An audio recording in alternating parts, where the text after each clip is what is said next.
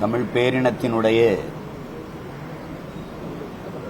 பெருமைக்குரிய பெருமகன் எங்களுடைய ஐயா ராமச்சந்திர ஆதித்தனார் அவர்கள் மாலை முரசு நாளிதழை மிகச் சிறப்புற நடத்தி தமிழ் மண்ணுக்கும் மக்களுக்குமாக இதழியல் பணியை சிறப்புறச் செய்த பெருந்தகை எங்களுடைய ஐயா சி. ப. ஆதித்தனார் அவர்களுடைய மூத்த மகன். அவர் தொடங்கிய நாம் தமிழர் என்கிற அரசியல் பேரியக்கத்தை தொடர்ந்து முன்னெடுக்கிற பிள்ளைகள் என்கிற உரிமையோடும் பெருமிதத்தோடும் ஐயா ராமச்சந்திர ஆதித்தனார் அவருடைய நினைவை போற்றுகிற இந்நாளில் உயர்ந்த நோக்கத்தை கொண்ட பெருமக்கள் இவர்கள். ஏற்றிருக்கிற செய்கிற தொழிலை விட, லாபம் ஈட்டுத் தருகிற வணிகத்தை விட, தான் பிறந்த தமிழ் இனத்தினுடைய தன்மானமும் அதனுடைய பாதுகாப்பும் தான் பெரிது என்று கருதிய பெருமக்கள் இவர்கள்.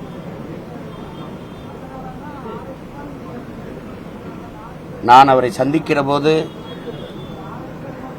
நாம் தமிழர் கட்சி தொடர்ந்து நாங்கள் முன்னெடுக்கிறது என்று முடிவு செய்துவிட்ட பிறகு அவரை சந்தித்த போது, அவரோடு உரையாடிய போது அவருக்கு இந்த மொழி மீதும் இனத்தின் மீதும் இருந்த பற்று, அவருக்கு இருந்த பெருங்கனவு, அதையெல்லாம் நாங்கள் உணர்ந்து கொள்ள முடிந்தது. அவர் சுமந்த என்ற கனவை எங்களுக்கு கடத்தினர். அதை இன்று வரை தொடர்ந்து முன்னெடுக்கிறோம் என்கிற பெருமிதத்தோடு இந்த இடத்திலே நாங்கள் நிற்கிறோம். எங்களுடைய ஐயா ராமச்சந்திரனார் அவருடைய நினைவை போற்றுகிற இந்நாளில் எங்கள் முன்னவர்கள் எங்களுக்கு கையளித்த கடமையிலிருந்து சற்றும் தளராது தொடர்ந்து அதை முன்னெடுத்துக் கொண்டு போவோம் என்கிற உறுதியை இந்நாளில் ஏற்கிறோம். மதிப்புமிக்க அந்த பெருந்தகைக்கு நாம் தமிழர் கட்சி பெருமிதத்தோடு தன் புகழ் வணக்கத்தை செலுத்துவதில் பெருமை அடைகிறது. நேற்று அமைச்சர் தாமு அன்பரசன் பேசும்போது நடிகர்களுக்கு அரசியல் வரக்கூடிய அளவுக்கு அறிவு கிடையாது அப்படின்னு பேசியிருக்கோம். எப்படி பாக்குறீங்க? மறைமுகமா விஜய் அவர்கள் தான் நீங்க அப்படி எடுத்துக்கிறீங்க. தம்பி உதயநிதியை கூட சுட்டு காட்டிருக்கலாம் இல்லையா? அதுக்கு ஏன் தம்பி விஜயை போய் எழுதுறீங்க? அரசியல் கட்டமைப்பு இல்லை அப்படின்றத அதை பத்தி அண்ணனுக்கு ஏன் கவலை? கட்டமைப்பு இருக்கே இல்லை. கட்டமைப்பே இல்லாதவர்களை பற்றி கவலைப்பட வேண்டிய அவசியம் ஏன் வருது? நடிகர்களுக்கு அறிவில்லைன்னா இப்போ எதுக்கு எங்கள் அண்ணன் சரத்குமாரை சேர்த்துக்கிட்டீங்க, அம்மா ராதிகாவை சேர்த்துக்கிட்டீங்க, அம்மா குஷ்புவை சேர்த்துக்கிட்டீங்க, அண்ணன் சந்திரசேகர் இன்னைக்கு வரைக்கும் இருக்கிறாரு எங்கள் அண்ணன், அவருக்கு இப்போ அறிவு இல்லையா? அண்ணன் நெப்போலியனை சேர்த்துக்கிட்டீங்க. இப்போ அறிவில்லாதவர்களாம் ஏன் சேர்த்தீங்க? அறிவில்லைன்னா உங்கள் அறிவாலயத்துக்குள்ள வந்தால் தான் வந்துடும்ல. சொல்லுங்க சொல்லுங்க. நீங்க தான் இதெல்லாம் சும்மா ஒரு வேடிக்கை பாச்சு. அவங்க சொல்லுவாங்க பாருங்க, திராவிட முன்னேற்ற கழகத்தை எதிர்ப்பதற்கு அழிப்பதற்கு இன்னும் ஒருத்தம் கூட பிறக்கலைன்னு. பிறக்காத எதிரிக்கு ஏன் பயப்படுறீங்க? அதான் அறிவில்லாதவங்க நினைச்சிருங்க ஏன் பயப்படுறீங்க? சொல்றதான் முன்னாடியே அச்சப்பட ஆரம்பிச்சுட்டாங்களா திமுக வந்து? இவ்வளவு தாமதமா ஒரு கேள்வி கேட்கறீங்க தம்பி. ஒரு கேள்வி நீங்க கேளுங்க தம்பி. நீங்க பெரிய கொள்கையாளர் தானே. ஐயா பெரியார் வழியில வந்தவங்க, அண்ணாவுடைய விரல் பிடிச்சு நடந்தவங்க, எல்லாம் ஒரே கொள்கை வழி நடக்குவாங்க. ஊட்டத்துக்கு காசு கொடுக்காம ஆள் வருமா? அப்புறம் எங்க உன் கொள்கை? அதான் அடக்கம் பண்ணி அது 10-20 ஆண்டுகள் ஆயிடுச்சு. உங்களுக்கு தெரியும், கடைசி காலத்தில் ஐயா கருணாநிதி அவர்கள், அம்மா ஜெயலலிதா அவர்கள் பேசுகிற கூட்டத்துக்கு காசு கொடுத்து கூட்டி வந்துச்சு. ஒரு காலகட்டத்தில் பேர எங்கள் அண்ணா ஐயா கருணாநிதி அவர்களுடைய பேச்சை கேட்க திரண்ட மக்கள். அது பிற்காலத்தில் ஒன்றும் பேசுறதுக்கு ஒன்று. அதிகாரத்துக்கு வர்றதுக்கு முன்னாடி நீங்கள் பேசின பேச்சை ஆட்சிக்கு வந்தவரை பேச முடியல. ஏன்னா நீங்கள் சொன்னதை எதையும் செய்யல. அப்போ அந்த நிலைமைக்கு வந்துட்டீங்க. நீங்க கொள்கையாளர்கள். 1 கோடி தொண்டன், 1.5 கோடி தொண்டன் காசு கொடுக்காம வாக்க வாங்க முடியுமா? ஓட்டுக்கு காசு கொடுத்துட்டு அப்புறம் கொள்கை கோட்பாடெல்லாம் பேசிட்டு கூடாது. அங்கேயும் செத்துருச்சு. பல முறை சொன்னேன். ஐயா விஜயகாந்த் வைத்திய காத்திருந்தார், கிளைமேக்ஸ் தான். அவர் இறந்து 2 ரீலுக்கு முன்னாடி இறந்துருவாரு. ஆனா அறுவாலோட வச்சு அப்படி ஏமாத்துவாங்க. அதுதான் இது. டெட் பாடிக்கு வெண்டிலேட்டர் வச்சு காத்து கொடுத்த கதை தான் இது. அது நீங்க பேசக்கூடாது. கொள்கை இருக்குன்னா இப்ப இளைஞர்கள்லாம் வாங்க, எல்லாரும் விடக்கூடாது அப்படின்னு. ஐயா 36 லட்சம் வாக்குல எனக்கு குறைஞ்சது 25 லட்சம் வாக்கு திமுக குடும்பத்திலிருந்து தான் போட்டிருக்கான். வேணா புள்ளி ஒருத்த எடுத்து வேணா பாத்துக்குங்க. அப்பா திமுக இருந்தா பிள்ளை பேரெல்லாம் எங்கூட இருக்கான். அந்த பயத்துல தான் நீங்க பெண்கள் அதிகமா எனக்கு இளம் பெண்கள் ஓட்டு போடுறாங்க, இளம் பிள்ளைகள் ஓட்டு போடுறாங்க. அதுவும் புதுசா படிச்சுட்டு வர புதிய வாக்காளர்னா குறி வச்சிங்க. புரட்சி பெண்கள் ஒரு 1000 கொடுப்போம், தமிழ் புதல்வன் ஒரு 1000 கொடுப்போம். அது 18,000 தம்பி, ஒரு ஓட்டுக்கு 18,000 கொடுக்குறீங்க. 3.5 லட்சம் பேருக்கு 18 மாதம் இருக்கு, 18,000 கொடுக்குறீங்க. அவ்வளவுதானே? உண்மையிலேயே அவர்கள் மேல அக்களுக்கு இதெல்லாம் திட்டம்னு சொன்னா அது வெக்கப்படணும் தம்பி. இது ஒரு திட்டமா தம்பி? படித்து முடித்து விட்டு வெளியில வர்ற இளைஞர்களுக்கு அவர்களுக்கு வேலை வாய்ப்பை கொடுத்து அவர்களுக்கு ஒரு வருவாய் பெருக்கத்தை ஏற்படுத்தி தன் காலில் நின்று வாழ்கிற வாழ்வை பெண்களுக்கு ஆண்களுக்கு கொடுக்கறதுக்கு திட்டம். அப்படி இல்ல. அரசு பள்ளி மாணவர்களுக்கு தானே கொடுக்குறாங்க எல்லாருக்கும். அரசு பள்ளி மாணவர்கள் நான் கேட்கிறேன், அரசு பள்ளி கல்லூரியா இருக்கா? கல்லூரியா இருக்கா? 300 பெண்கள் படிக்கிற அரசு பள்ளியில 2 கழிவறை இருக்கு. ஆனா நீங்க 482 கோடிக்கு செலவிறக்குறீங்க, பல 100 கோடிக்கு சமாதி கட்டுறீங்க, பல கோடிகளை 50-60 கோடிகளை செலவழிச்சு கார் பந்தை விடுறீங்க. உங்களையெல்லாம் நாங்க எந்த கணக்கில் சேர்க்கிறது? மேற்கூரை இல்லாத பள்ளிகள்ல மரத்து நிழல்ல படிக்கிற பிள்ளைகளை விழுப்புரத்தில் நான் எடுத்து காட்டுட்டா வலையொலியில நீங்க பாக்குறீங்களா இல்லையா? அது அன்றாட செய்திகளை நீங்க ஒரு செய்தியாளரா நீங்க சொல்லுங்க. அத்தியாவசியத்தை மக்களின் நலன் சார்ந்து நீங்க போகாம இல்லம் தேடி மருத்துவம், நீங்க மக்களை தேடி மருத்துவம் கிடைச்சா இப்போ இல்லம் தேடி இளைஞர்ன்றீங்க. சீமான் பின்னாடி கூட்டம் வருதுன்னா, கூட்டம் பேசுனா கேட்க வருது. காசு கொடுத்து கூட்டிட்டு வர்ற நீங்களே நம்பிக்கையோட இருக்கும்போது தானா கூடுற கூட்டத்தை பார்த்தா எங்களுக்கு நம்பிக்கை வருதுல என்ன பிரச்சனை? உங்களுக்கு என்ன பிரச்சனை? இதே மாதிரி மாநாட்டிற்கும் பிரச்சனை ஏற்பட்டிருக்கிறதா தகவல்கள் வருது. அது பத்தி உங்ககிட்ட விஜய் எதுவும் பேசிக்கிட்டாரா? எதுவும் தகவல் இல்ல, இடம் இல்ல, அதை நாங்க கவனிக்கிறோம்ல. நானுமே கஷ்டப்படுறேன். ஏன்னா அது தம்பிகிட்ட பரிமாறும்போது என்னன்னா இடம் இல்லை. தமிழ்நாட்டில் ஒரு பெரிய கூட்டம் கூடுறதுக்கு இடம் இல்லை. மதுரையில இல்லை, திருச்சியில இல்லை. உங்களுக்கு தெரியும், திருச்சியில நாங்க அந்த ஜி கார்னர் ஒரு வழி இல்லாம அதை பயன்படுத்தணும். நான் 15ல் மாநாடு போடும்போது தனியார் இடத்தை கேட்டு கதறி ஒரு காடு மண்டி இருந்தது, அதை சரி பண்ணேன். அந்த மாதிரி இப்ப அதை சரி பண்ணணும். தனியார் இடம்னா என்ன நடக்கும்னு தெரியும், அவர் எவ்வளவு மிரட்டுவாங்கன்னு தெரியும். இப்போ ஒரு கல்லூரியில் கூட்டிட்டு போய் என்னை பேச விட்டுருங்க பார்ப்போம். உளவுத்துறை போதும், நாங்கள் ஐஎஸ்ல இருந்து வர்றோம், எதுக்கு அவரை கூப்பிடுறீங்க, அவர் என்ன பேசுவார், அவர் ஏதாவது பிரச்சனைக்குரியதை பேசிட்டாருன்னா நீங்க பொறுப்பேற்பீங்களா, இதெல்லாம் கேட்டா யாரு கூப்பிடுவா? அது மாதிரிதான் அந்த தனியார் முதலாளி அவருக்கு இடம் கொடுத்தா அது போட்டு தினம் அவருக்கு அழைச்சி பேசினா என்னை ஆளை விடுங்க பண்ணு சொல்லுவார். அந்த மாதிரி இடம் இல்லை. அந்த நெருக்கடியை நான் அனுபவிச்சா அதை தம்பியா அனுபவிப்பாரு. அது ஒரு வழி கிடையாது.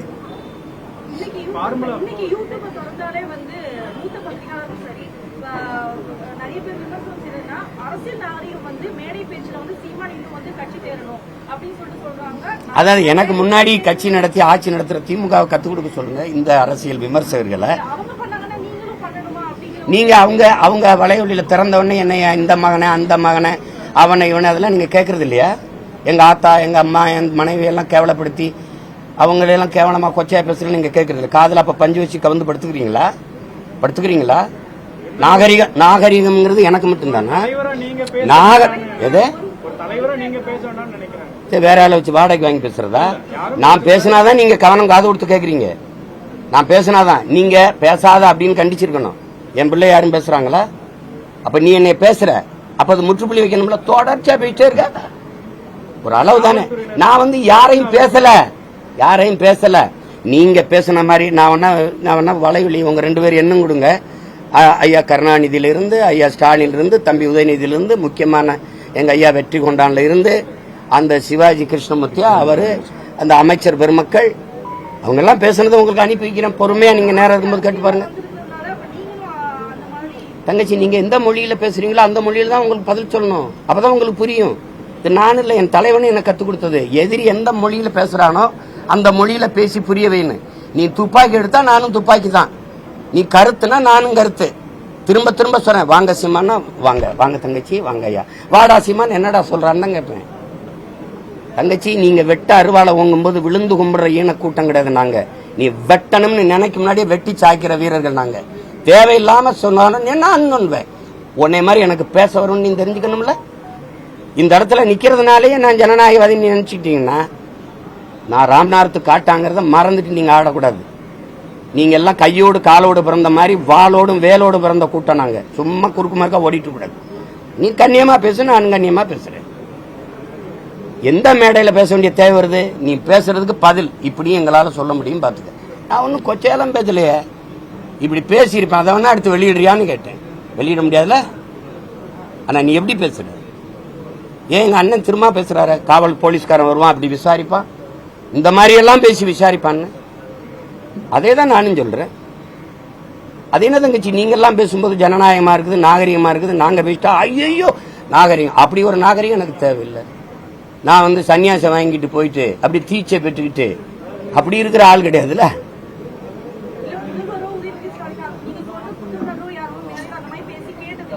குட்டி கதையை குட்டி தான் சொல்லும்போது ஐயா ஸ்டாலின் பேசுனது தெரியுமா? அம்மா ஜெயலலிதா பத்தி, தம்பி உதயநிதி, ஐயா எடப்பாடிய அப்படி காலில் வந்து விட்டா கவட்டுக்குள்ளே நுழைஞ்சிருவாருன்னு பேசுறாரு.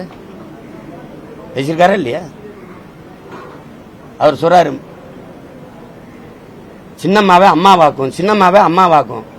ஆடா நடராஜன் முட்டிக்கால் போட அவ்வளவு முயன்றும் முடியாது, நீங்க என்னடா பண்ணுவீங்க? இதெல்லாம் கேட்டுட்டு தானே இருந்தீங்க. கொள்கை பிறப்பு சிறப்பு பேச்சாளர் கேட்டுட்டு தான் இருந்தீங்க நீங்க எல்லாம். அப்ப எனக்கு கோவம் வரும் இல்ல? சசிகலா பேசினானே எங்க அம்மா பேசினான்னு சொல்லுங்க. அன்னைக்கு எங்க ஐயா வைரமுத்தோட அம்மா வந்து எச் ராஜா அசிங்கமா பேசும்போது நீங்க எல்லாம் வாய் முடிட்டு இருந்த. நான் தான் சொன்னேன், எங்க அம்மா வைரமுத்து அம்மா பேசினா, எங்க அம்மா அண்ணம்மா பேசினா, எல்லாரும் எனக்கு தாய் தான். அப்படிதான் நான் நினைப்பேன், கோவப்படுவேன்.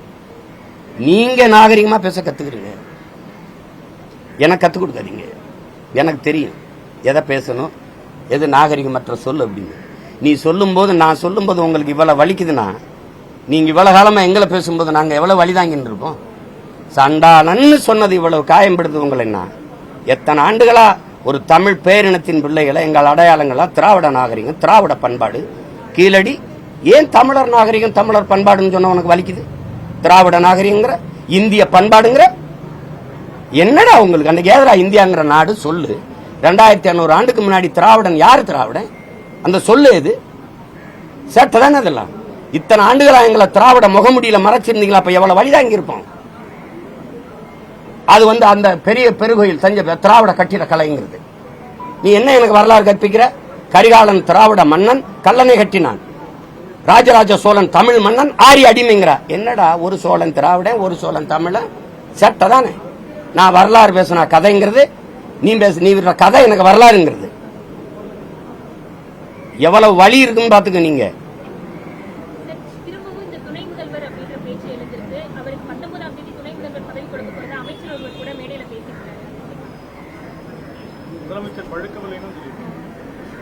புகை போடணும், இல்லைன்னா வைக்கோல்ல வச்சு கட்டி வைக்கணும். நாங்கெல்லாம் எங்க மாம்பழத்தை அப்படிதான், எங்க தோட்டத்தில் இருக்கிறத அப்படிதான். நாங்க புகை போடுறது இல்ல, வைக்கோல் இல்ல கோணி சாக்கில் கட்டி அப்படி வச்சிருவோம், பழுத்துரும். அந்த மாதிரி தம்பியை கட்டி வைங்க, உடனே பழுத்துருவேன். வேற ஏதாவது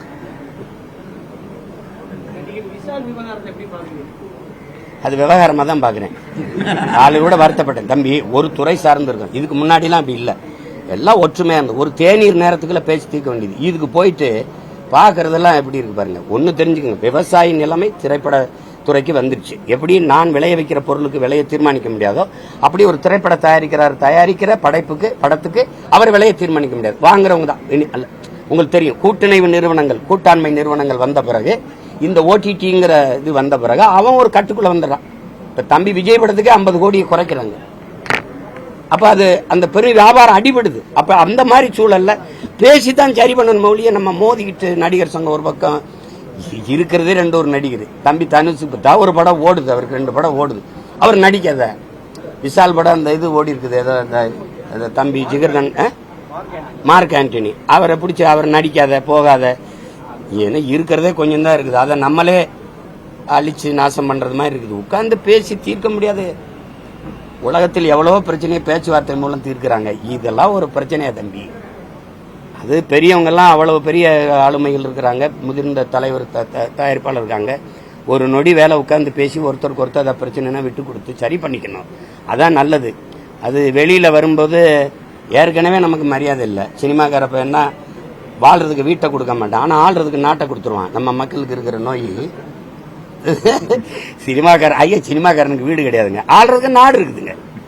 அந்த கதை தான் இது. கொஞ்சம் கவனமா கையாளணும். வருத்தமா தான் இருக்குது, அது வருத்தமா இருக்கு. படிக்கும் போதெல்லாம் வருத்தமா இருக்கு.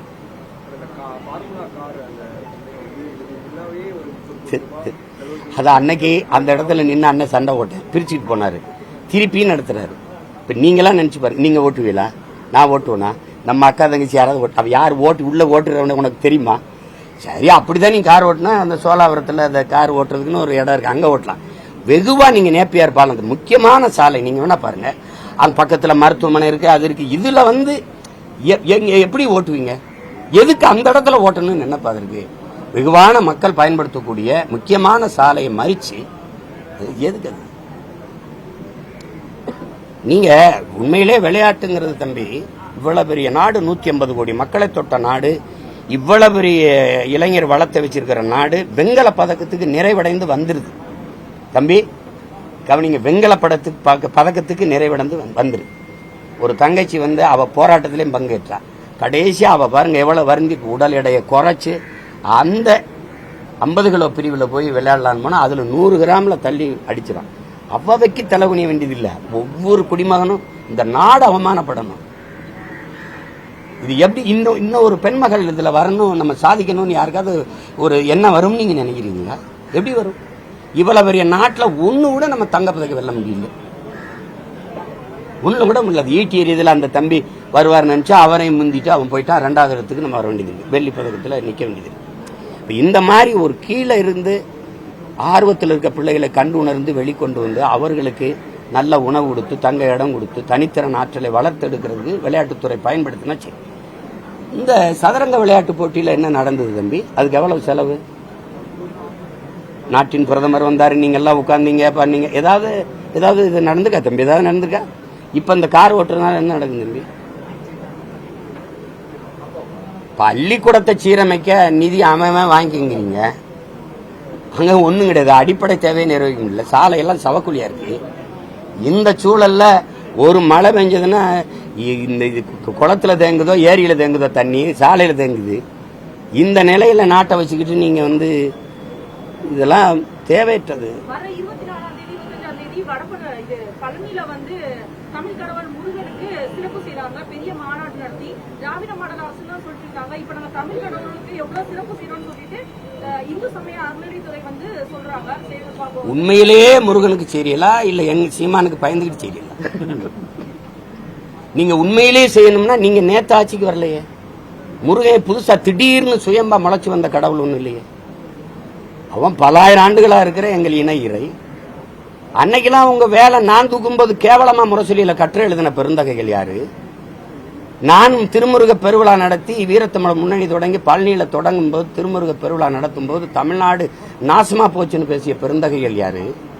இன்னைக்கு இந்த முருகன் மாநாட்டில் போய் பங்கேற்று என்ன பேசிடுவீங்க? பக்தி திருமுத்து திருநகை என ஓதும்னு பாட்ட திருப்புகளை பாடிடுவீங்களா? இல்ல எழுதி படிக்காம 10 நிமிஷம் முருகனுடைய பெருமை முருகன் யாருன்னு பேசிடுவீங்களா? திடீர்னு இன்னைக்கு ராமர்கிட்ட ஓட்டு இருந்தது, பிஜேபி விட்டுருச்சு. நான் ராமர் கோயில் கட்டிடுச்சு, முற்று பெற்றுருச்சு, பிரச்சனை முடிஞ்சிருச்சு. ராமர் கோயிலுக்கு இருந்த இடத்துல கட்டின இடத்துலயே அகிலேஷ் யாதவ் ஒரு தனி பொது தொகுதியில அதாவது ஒரு என்ன சொல்றது தாழ்த்தப்பட்ட ஒருவரை நிறுத்தி அடிச்சிட்டாரு. அது அவ்வளவுதான், மார்க்கெட்டு போச்சு. இப்ப அவர் என்ன ஜெகநாதர்னு வந்துட்டாரு. அங்க போனா ஜெய் ஐயப்பா, இங்க வந்தா ஜெய் முருகா. பிஜேபிக்கு ஒன்னும் கிடையாது. இப்ப திடீர்னு அவர் ஐயா ரகுபதி சொல்றாரு, ராமர் ஆட்சியின் நீட்சி தான் திராவிடன் மாடல். கதை முடிஞ்சா அந்த ஓட்டு கரெக்ட் ஆயிடுச்சு. அடுத்து என்ன பண்ணலாம்? இந்த தமிழ் முருகன் பேசிட்டு சீமா, சரி போட்டு பழனியில போட்டு விடு, ஏதாவது ஒரு கூட்டத்தை போட்டு விடு, அங்க போட்டு முருகனுக்கு நாங்க தான் பண்ணோம் அப்படின்னு. நான் வேலை தூக்குன பிறகு நீங்க தூக்குனீங்கல்ல, அப்ப நான் தூக்கும்போது அமைதியா இருந்திருக்கணும்ல. முருகன் தமிழ் கடவுள்னு இப்பதான் யாரும் கனவுல வந்து உங்களை எழுப்பி சொன்னாங்களா? இல்ல முருகன் எதுவும் கனவுல வந்தாரா? இவ்வளவு காலமா முருகன் வேறு கிரகத்துல இருந்தாரா? இவ்வளவு காலம் நீங்க கேட்டீங்களா தங்கச்சி? தள்ளுப்பா, நீங்க சொல்லுங்க, இவ்வளவு காலம் எங்கதானே இருந்தாரு முருகன்? ஏன் தங்கச்சி அப்போலாம் முருகன் உங்க கண்ணுக்கு தெரியல? எதுவும் பேசாதீங்க. எல்லா கோயிலுக்கும் போறாருல மோடி தங்கச்சி. ஸ்ரீரங்கம் போற, ராமேஸ்வரம் போற, அப்படியே எங்க பழனிக்கும் திருச்செந்தூருக்கு ஒரு தடவை வரலாம்ல தங்கச்சி. நான் தான் கூப்பிட்டேனே பிளீஸ் அப்படின்னு, வாங்க ஒரு தடவை வாங்க, ஒரே ஒரு தடவை எங்க திருச்செந்தூருக்கு வாங்க. சரி வேணாம், எங்க ஆளு பெருவுடையாருக்கு ஒரு கோயில் கட்டிருக்கான், அவன் சிவன் தான், அவன் ஒரு தடவை அந்த கோயிலுக்குள்ள ஒரு தடவை உள்ள போயிட்டு வெளியில வாங்கல. உள்ள போவீங்க, வெளியில வர மாட்டீங்க, போயிருவீங்க. அந்த பயம் உங்களுக்கு எல்லாம் இருக்குது. ஏதோ தங்கச்சி எல்லாமே ஓட்டு. இந்த தமிழ் புதல்வன் முதலாம் என்ன உண்மையிலே இளைஞர் நலன்ல உங்களுக்கு கல்வியை தரமா கொடுது. படிச்சு வெளியில வந்து அரசு பள்ளி கல்லூரியில் படிச்சு வந்தவங்க தான் வேலையில முன்னுரிமை. சட்டத்தை போடு, தரத்தை உயர்த்து, இலவச பஸ் நிறுத்து, கல்வியை தரமா கொடு. ராமர் மேல நமக்கெல்லாம் படிக்கும்போது அப்படி இருந்தது. ராமரை படிக்கும்போது நம்ம வந்து கம்பராமாயணத்தில் படிக்கும்போது என்னுடைய தமிழாசிரியர் குப்புசாமி, என்னுடைய பேராசிரியர் பெருமகன் பரமசிவம்லாம் நடத்தும் போது நாங்கள்லாம் அவ்வளவு இதாக படிப்போம். இவ்வளவு ராமருடைய ஆட்சி, கடவுளின் ஆட்சி, இவ்வளவு கள்ளச்சாராய சாவுதானா? 6 வயசு குழந்தையிலிருந்து 60 வயசு அம்மா வரை வன்புணர்வு செய்து கொலை செய்யறதா? இப்படி எல்லாத்துக்கெல்லாம் ஊழல், வளங்களை எல்லாம் கொள்ளையடிக்கிறது, எல்லாத்துக்கும் கமிஷன் வாங்குறதா ராமர் ஆட்சினா, இதை விட ராமரை உலகத்தில் ஒருத்தன் கவலைப்படுத்திருக்க முடியாது. என்ன செய்ய முடியும் சொல்லுங்க? அதை பிஜேபி சகித்துக்கிறது. இதுவா ராமர் ஆட்சி அப்படின்னு கேட்க மாட்டேது. தம்பி புள்ளி விவரத்தோட இவர் இவ்வளவு ஊழல் செஞ்சிருக்கிறார், இவ்வளவு தம்பி உங்க ஆட்சி தான், ராமர் ஆட்சி தான் அது. உங்க ராமர் ஆட்சி தான் அது. பாருங்க, இப்ப அடுத்து முருகனுடைய பக்தர்கள், பல கோடி முருக பக்தர்கள், அவன் ஓட்டு அப்படி கரெக்ட் பண்றது. இளம் பெண்கள், இளம் பிள்ளைகள் வந்து, இளம் தம்பிகள் வந்து அவங்களுக்கு வாக்கு செலுத்தல, அது காசு கொடுத்து வாங்க பாக்குறாங்க. இப்ப இருந்தே கொடுத்து 18,000 ஒரு ஓட்டுக்கு. ரொம்ப காஸ்ட்லி ஓட்டர்ஸ் வந்து தமிழ் புதல்வர்கள் தான், அப்புறம் புரட்சி பெண்கள் தான். சிரிக்காத, உண்மை அதுதான். வேற ஏதாவது கேள்வி இருக்கா? ஹரியானா மாநிலத்தில் குட் மார்னிங் ஜெய்ஹிந்துங்கிற வார்த்தையை பயன்படுத்துங்கன்னு சொல்லியிருக்காங்க மாநிலம்.